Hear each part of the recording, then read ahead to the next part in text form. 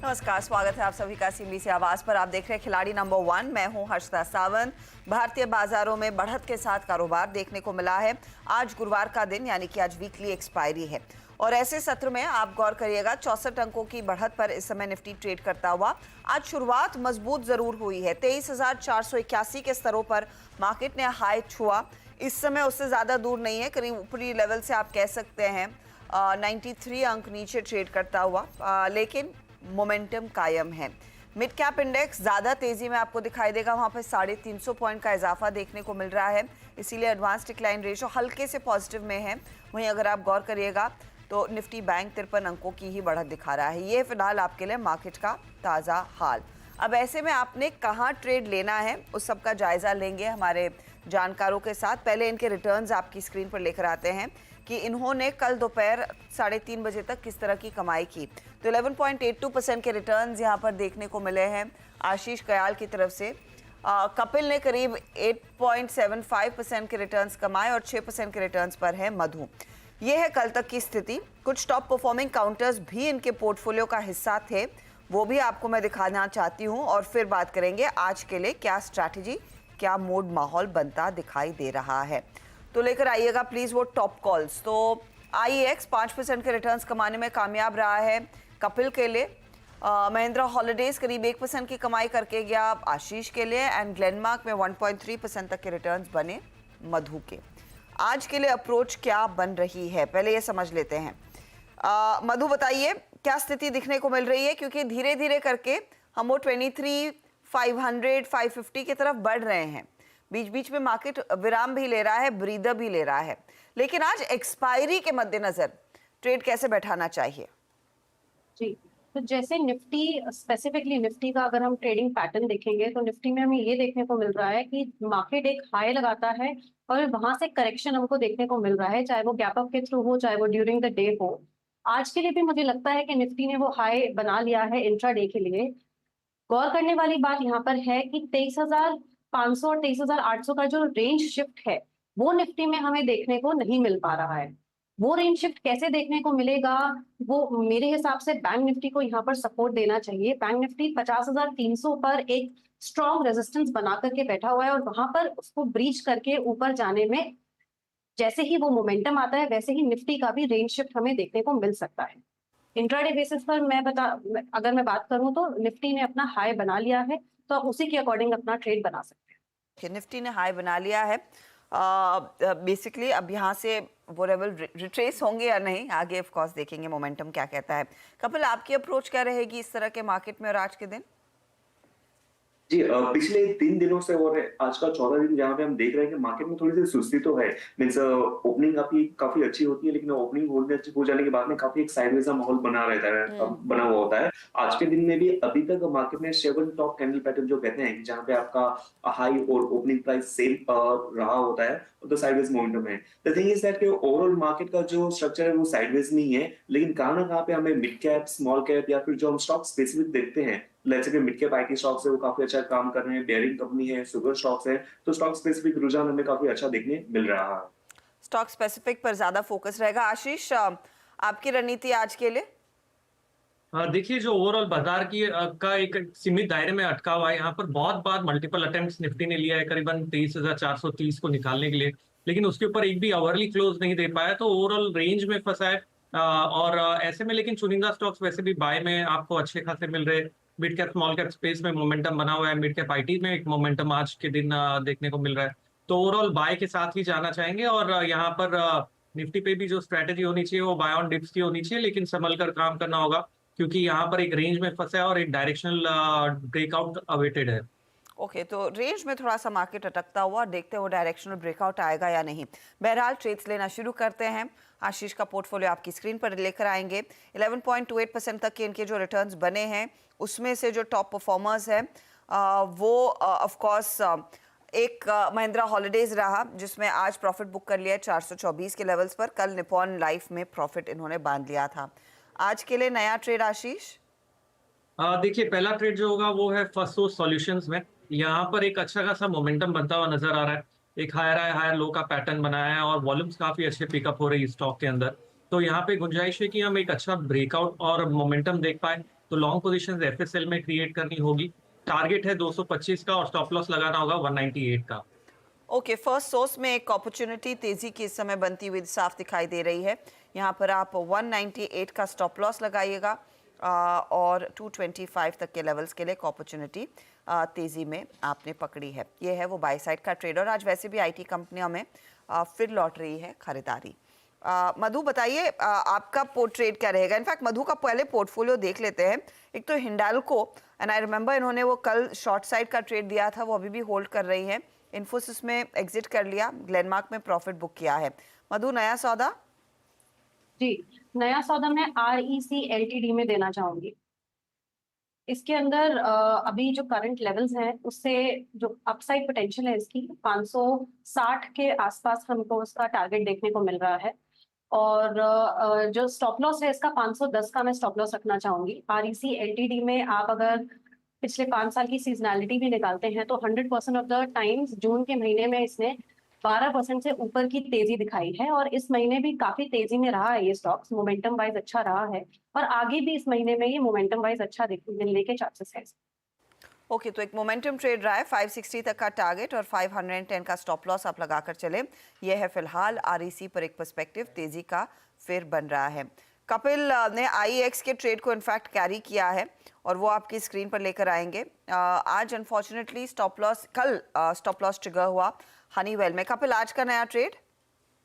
जी, आज का नया ट्रेड में NSE जो निफ्टी के IT सेक्टर का जो मिड कैप टायर होता है वहां से मैं देना चाहूंगा। तो बिरला सॉफ्ट मेरे एक ध्यान में आ रहा है, जो कि आज ऑलरेडी एक मूव तो दिया हुआ है 4% का, 698 के लेवल के यहाँ पे चल रहा है। हालांकि और भी में इसमें इजाफा आते हुए देखने मिल सकता है 698 के लेवल से ऊपर में। इसके जो मेरे इमीडिएट टारगेट बनते हैं स्टॉक प्राइस के अपसाइड पोटेंशियल मुझे कहाँ ना कहाँ पे 730 के यहाँ पे देखने मिल रही है और नीचे में मैं यहाँ पे इसका स्टॉप लॉस लेके चलूंगा 688 का। ओके, तो ये फिलहाल आपके लिए एक ट्रेड बिरला सॉफ्ट 688 का स्टॉप लॉस और एक अपॉर्चुनिटी तेजी की। In fact across the board mid cap IT में अच्छी तेजी बनती दिखाई दी है। आज आप इस पेस पर नज़र ज़रूर बनाए रखें। चलिए अब बात करते हैं कॉर्पोरेट स्कैन की। कॉर्पोरेट स्कैन में आज हम फोकस कर रहे हैं फिनो पेमेंट बैंक पर। एक कह सकते हैं एक रिसेंट लिस्टिंग है, ज़्यादा हिस्ट्री नहीं है लिस्टिंग की, लेकिन कंपनी का परफॉर्मेंस Q4 में मुझे याद है बहुत ही बढ़िया रहा। ग्रोथ अच्छी है, रेवेन्यू अच्छी है, लेकिन सवाल यही है कि FY25 में कंपनी अब क्या डिलीवर करने वाली है। इसी पर मेरे साथ कंपनी के MD और CEO ऋषि गुप्ता है। ऋषि, स्वागत है CNBC आवाज़ पर। FY24 of course payment systems पूरे भारत में काफ़ी ज़्यादा डेवलप हो रहे हैं, तो आपने भी उसकी अच्छी खासी अपॉर्चुनिटी बनाई है, वो नंबर्स में रिफ्लेक्ट हो रहा है। लेकिन FY25 के लिए पहले तो एक बेसिक अगर गाइडेंस दे सके अपने निवेशकों के पर्सपेक्टिव के लिए कि क्या ग्रोथ रेवेन्यू होगा, किस तरह के मार्जिन्स, बिजनेस कितना ग्रो होने की अपेक्षा है? So thank you. Last year हम 20% से ऊपर ग्रो करे हैं FY24 में। हमारा जिस तरह से बिज़नेस ग्रो कर रहा है इस साल, पहले 2 महीनों के अंदर हमने देखा, हमें लग रहा है कि 20% से ज़्यादा हम ग्रो करेंगे। समवेयर बिटवीन 20 से 25% के बीच में आई कैन से गाइडेंस होगी हमारी। हमारा EBITDA मार्जिन लास्ट ईयर 41% से ग्रो करा था एंड पैट मार्जिन 32% से ग्रो करा था। तो हमें एक्सपेक्टेशन है विद हायर ग्रोथ हमारे पैट और EBITDA margin will further improve. तो डिजिटल बैंकिंग में आपकी इस समय कितनी हिस्सेदारी और FY25 में इसमें और कितना इजाफा बनता दिखाई देगा? क्योंकि एक चीज़ है किसी दूसरी कंपनी की का लॉस आपके लिए एक अपॉर्चुनिटी बन सकती है। So have you been able to pull market from what Paytm was holding? So I will not say कि पेटीएम की वजह से कुछ बेनिफिट है उसकी वजह से, बट हमारा एनी विच वेज हम एज अ फिजिकल कंपनी शुरू कर रहे थे। हमने मर्चेंट नेटवर्क क्रिएट करा। मर्चेंट नेटवर्क पे नॉर्मल ट्रांजैक्शंस होती हैं। हम लोगों ने डिजिटल की जो अपनी जर्नी है पिछले 2 साल में ही शुरू करी थी। तो इसकी हमारी बहुत अच्छी ग्रोथ हुई है। पिछले क्वार्टर के अंदर Q4 ऑफ FY24 हम लोगों ने 1 लाख करोड़ का टोटल बिजनेस करा था वॉल्यूम में। उसमें से 42% जो हमारा डिजिटल था एंड ये नंबर हमारा बहुत कम होता था। हमने 117% ग्रो करा है लास्ट ईयर डिजिटल बिजनेस के अंदर। हमें एक्सपेक्टेशन है कि जैसे जैसे हम इस साल जाएंगे हमारा 42% 50% से ऊपर क्रॉस कर जाएगा। और डिजिटल के अंदर अपॉर्चुनिटी बहुत है, क्योंकि UPI अगर आप देखें, UPI बहुत जल्दी और बहुत फास्ट ग्रो कर रहा है, पूरे शहरों से लेके गांव तक पहुंच गया है। तो यूपीआई की वजह से मैक्सिमम ग्रोथ आ रही है। फिनो का अभी 1.3% के करीब शेयर है यूपीआई के अंदर। करेक्ट। एंड हम लोगों ने पिछले क्वार्टर में 16,000 करोड़ के करीब की यूपीआई की ट्रांजैक्शन करी थी पर मंथ के बेसिस पे। तो हमें लग रहा है कि 24-25 में हमारा जो सबसे बड़ा ग्रोथ ड्राइवर रहेगा वो डिजिटल इकोसिस्टम रहेगा। जस्ट नंबर के पॉइंट ऑफ व्यू से अगर हम देखते हैं तो पिछले साल हम लोगों ने रफली 5 to 6% of our income digital business से आ रही थी। इस साल हमें एक्सपेक्टेशन है मिनिमम 15% की जो इनकम है वो डिजिटल से आएगी। तो वो इटसेल्फ अगर आप देखें तो 20% या एब्सोल्युटली। और किन सेंटर्स से ड्राइव होगा, क्योंकि आपका प्राइमरीली जब आप लोग मार्केट में आए थे रूरल ग्रामीण इलाकों में है, तो क्या वहीं पर वो ज्यादा अडैप्शन देखने को मिल रही है और डिमांड है इन सर्विसेज की बढ़ती हुई लगातार? या डिजिटल के अंदर दोनों तरफ से ग्रोथ हो रही है। B2C ग्रोथ भी है जहाँ पे हम कंज्यूमर लेवल पे रूरल लेवल पे जाके कंज्यूमर को ग्रो कर रहे हैं, और सेकेंडली B2B लेवल पे है जहाँ पे पेमेंट सर्विसेज की बहुत बड़ी ग्रोथ आ रही है। सो दोनों लेवल पे अगर हम नॉर्मल देखें, हर फैमिली के अंदर एक स्मार्टफोन आ गया है और सब लोगों को यूपीआई एक एस्पिरेशन है। India is a very aspirational country and rural के अंदर एस्पिरेशन है सबको यूपीआई करने की। तो ग्रोथ ऑल ओवर इंडिया है, ऐसा कहना मुश्किल है कि किसी एक पर्टिकुलर रीजन में ज़्यादा ग्रोथ है। ग्रोथ पूरे इंडिया के अंदर है एंड B2C के साथ B2B की भी बहुत ग्रोथ हो रही है। जो आपके मर्चेंट पेमेंट्स हैं, वेंडर पेमेंट्स हैं, ये सब रिक्वायरमेंट्स बहुत बढ़ती जा रही हैं। सो डिजिटल हमें जो लग रहा है कि इस साल हमारा जैसे हम 15 से 18% तक पहुंचेंगे, अगले साल फर्दर नंबर हमारा और डिजिटल पे ग्रो करना चाहिए। ओके, ये बताइए मुझे कि इस समय आपके डेली एक्टिव यूजर्स कितने रहेंगे, क्योंकि दैट इज अ बैरोमीटर जो दिखाता है कि कितना आपका ऐप या कितनी आपकी सर्विस यूज होती है। तो daily active, monthly active users FY24 के अंत में क्या है, अब 25 में कितने लोग आपके साथ जुड़ सकते हैं? सो हमारा टोटल हमारे जो अपने कस्टमर्स हैं मार्च में 1.1 करोड़ कस्टमर थे। ओके। उसमें से रफली 35 to 40% were on digital. Okay. Total number जो हमारे एक्टिव होते हैं 60 से 65% customer on a monthly basis पे एक्टिव रहते हैं। ठीक है। उसमें से 35 से 40% जो है टोटल नंबर वो यूपीआई पे एक्टिव है, डिजिटल पे एक्टिव है। हमारी एक्सपेक्टेशन है कि वो नंबर हमारा एक साल पहले अगर हम देखते तो 25 से 27% पे था। ठीक है। तो वो बढ़ते जा रहा ठीक है। है। तो होपफुली नेक्स्ट ईयर हम इससे 45-50 के बीच में इसको लेकर जा पाएंगे। नेक्स्ट ईयर मतलब ये 24-25 के अंदर। एक एज जो तमाम पेमेंट प्लेटफॉर्म्स के हाथ में आया है वो मर्चेंट लोन्स के जरिए आया है। तो आपके लिए मर्चेंट लोन्स की क्या प्राथमिकता है, कितना आपका शेयर मर्चेंट लोन से आएगा बिजनेस का? तो हमने जब फिनो शुरू करी थी एज अ पेमेंट्स बैंक, तो हमारा फोकस था पेमेंट्स बिजनेस पे करा, फिर हमने लायबिलिटी पे फोकस करा जब कासा खोला, अब हम एसेट पे फोकस कर रहे हैं। जैसे आपको पता है पेमेंट्स बैंक अपनी बुक्स में लोन नहीं दे सकता। करेक्ट। तो इसलिए हम लोगों को पार्टनरशिप करनी पड़ती है। हम लोगों ने 3-4 बड़ी NBFC के साथ पार्टनरशिप करी है और उसके साथ हम merchant loan, small ticket loan, आपका 2 व्हीलर लोन, इस तरह के हाउसिंग लोन अब हम शुरू करेंगे Q2, Q3 of this year. तो मर्चेंट लोन की डिमांड काफ़ी है क्योंकि हर मर्चेंट जो हमारे पास 17-18 लाख मर्चेंट्स हैं उनको 50,000 से 1 लाख रुपए का एक लोन चाहिए अपना बिजनेस रन करने के लिए। और उसके ओवर एंड अबव उनकी खुद की रिक्वायरमेंट्स हैं अपने घर में जो उनको कंज्यूमर आइटम्स वगैरह की रिक्वायरमेंट। सो हमें लग रहा है कि जो हमारा लायबिलिटी बेस है ये 1.1 crore customer as well as जो हमारा 17-18 लाख का मर्चेंट बेस है, दोनों में लोन्स की डिमांड काफ़ी है। हम अभी पार्टनरशिप्स के थ्रू Q2, Q3 में उसको शुरू करेंगे। क्योंकि ये प्राइमरीली पार्टनरशिप के थ्रू होता है, तो इसमें आप लोग कितना मार्जिन बना लेते हैं? हमारा रफली 1% to 1.5% के बीच के कमीशन होता है, रेफरल कमीशन कहते हैं जिसको। क्योंकि हम अपनी बुक्स में इसका कोई FLDG या कोई एक तरह की गारंटी नहीं दे सकते। तो हम तो सिर्फ अपने मर्चेंट्स को, अपने कस्टमर को रेफर कर देते हैं NBFCs को, जो उनको लोन देती हैं अपने क्रेडिट बेसिस के ऊपर, और हम लोगों को 1 to 1.5% मिलता है। अलग अलग प्रोडक्ट पे अलग अलग कमीशन है। ओके। आपका डेबिट कार्ड में भी एक्सपोजर है? यस। तो ये फिनो पेमेंट बैंक के जरिए है या फिर टाई अप के साथ? तो फिनो पेमेंट बैंक जो हमारे लायबिलिटी कस्टमर्स हैं उसमें हम डेबिट कार्ड इशू करते हैं। रफली 70-80 लाख डेबिट कार्ड हम लोगों ने ऑलरेडी इशू कर दिए हैं। हमारा डेबिट कार्ड की ग्रोथ भी अगर हम देखते हैं वो बढ़ रही है। But more importantly because India का कंजम्पशन पैटर्न जो चेंज हो रहा है, तो जो लोग पहले डेबिट कार्ड से ज़्यादा ट्रांजैक्शन करते थे अब यूपीआई पे शिफ्ट हो गए हैं। तो अगर हम यूपीआई और डेबिट कार्ड को मिलाकर देखेंगे तो 44-45% है टोटल वैल्यू जो हमारा डिजिटल मीडियम के थ्रू ट्रांजैक्शन कर रहे हैं। तो मैं फाइनली आपसे समझना चाहूँगी कि स्पेंड्स के लिए किस तरह का आउटलुक बनता दिखाई दे रहा है, क्योंकि इवेंचुअली जितना पैसा लोग खर्च करना चाहेंगे उतना ट्रांजैक्शन फिर आपके प्लेटफॉर्म के जरिए होगा। तो किस तरह का इंसाइट मिल रहा है इस समय in the first quarter so first quarter का अगर हम देखते हैं, एक्सेप्ट फॉर मे बी जहाँ पे जिन दिनों में इलेक्शन हो रहा था उन दिनों में थोड़ा इम्पैक्ट आया था उस लोकेशन के अंदर, बट फर्स्ट 2 मंथ्स में ऐसा कोई हमें इम्पैक्ट नज़र नहीं आया कि इलेक्शन को देखते हुए लोगों ने कंजम्पशन लोगों की कम थी या कुछ और था। ऑब्वियसली कई गवर्नमेंट की स्कीम्स रुकी हुई थी, अब गवर्नमेंट में आते ही प्रधानमंत्री मोदी जी ने शुरू कर दिया पीएम किसान की इंस्टॉलमेंट, 17वीं इंस्टॉलमेंट जा रही है, तो इतना पैसा जब फील्ड पे जाएगा ज़्यादातर रूरल किसान वर्कर्स को जाएगा, उससे कंजम्पशन ऑटोमेटिकली बढ़ेगी, लोगों के बैलेंसेस बढ़ेंगे। एक बहुत बड़ा चेंज हम लोगों ने देखा है, जब पहले गवर्नमेंट का डिस्बर्समेंट आता था सोशल बेनिफिट तो लोग करते थे एकदम विड्रॉ कर लेते थे।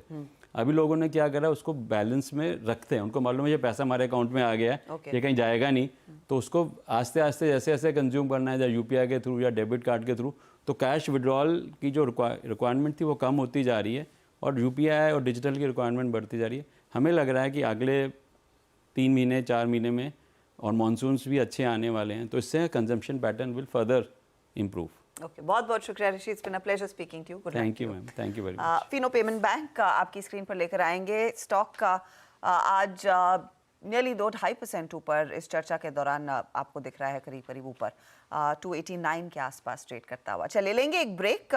ब्रेक के बाद देखते हैं हमारे जानकार क्या नया ट्रेड जोड़ेंगे और ओवरऑल रिटर्न्स की स्थिति क्या है।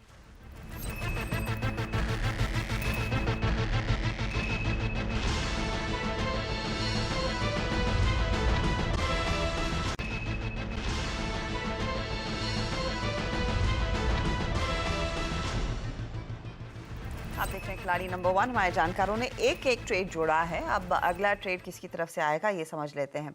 आशीष, कुछ है आइडेंटिफाइड? देखिए, हैप्पी फॉर्जिंग्स लिमिटेड एक कंपनी है जहां पर एक अच्छा खासा ब्रेकआउट आता हुआ नजर आ रहा है आज के दिन में, और वॉल्यूम्स अच्छे पिकअप हो रहे हैं, तो स्टॉक ने बाउंस बैक भी दिया अपने 10 डेज एवरेज के यहाँ से। गुंजाइश है यहाँ पर एक 5th वेव की शुरुआत हो सकती है, तो हैप्पी फॉर्जिंग पे लॉन्ग पोजीशंस क्रिएट करने की राय होगी। टारगेट है 1320 का, स्टॉप लॉस लगाना होगा 1170 का। हैप्पी फॉर्जिंग हाल फिलहाल में खबरों में भी रहा है कुछ कॉन्ट्रैक्ट्स के चलते।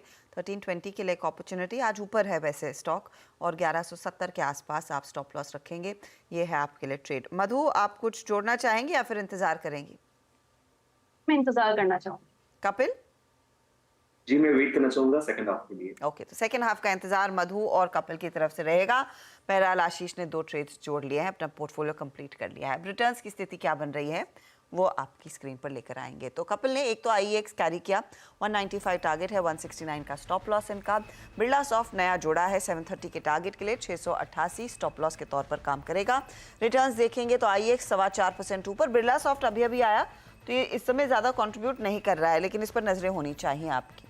अब आइए आप मधु के पोर्टफोलियो पर। हिंडाल्को का सेल कॉल अभी भी ये होल्ड कर रही हैं, 615 इनका टारगेट है, 695 का स्टॉप लॉस, और REC में बाय का ट्रेड लिया है। REC में 560 का टारगेट है और 510 आपके लिए स्टॉप लॉस के तौर पर काम करेगा। हिंडाल्को वाला शॉर्ट ट्रेड आज थोड़ा सा ड्रैग कर रहा है क्योंकि स्टॉक ऊपर है और REC की तरफ से भी ज़्यादा कुछ कॉन्ट्रीब्यूशन नहीं है। अब आइए आप आशीष के पोर्टफोलियो पर। तो दोनों नए ट्रेड्स हैं, एक तो फर्स्ट सोर्स 225 का टारगेट, 198 का स्टॉप लॉस, फिर हैप्पी फॉर्जिंग्स भी तेजी में रखा है इन्होंने, 1320 का टारगेट, 1170 का स्टॉप लॉस है। रिटर्न्स क्या बन रहे हैं? 0.76% की कमाई हैप्पी फॉर्जिंग्स एंड 0.27% के रिटर्न्स फर्स्ट सोर्स में आ रहे हैं। ओवरऑल रिटर्न की स्थिति क्या है, मुनाफे का मीटर किसके पक्ष में जा रहा है, वो अब आपकी स्क्रीन पर।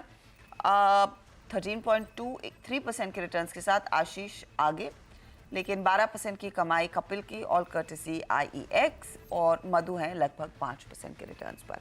यह आपके लिए ताज़ा हाल। आगे जो भी नए ट्रेड्स आएंगे हमारे जानकारों की तरफ से उसका इंतजार रहेगा। 1 बजे मिड कैप मंत्र में उसका अपडेट लेकर आएंगे, और ऑफ कोर्स वो सोशल मीडिया हैंडल्स पर शेयर भी होगा।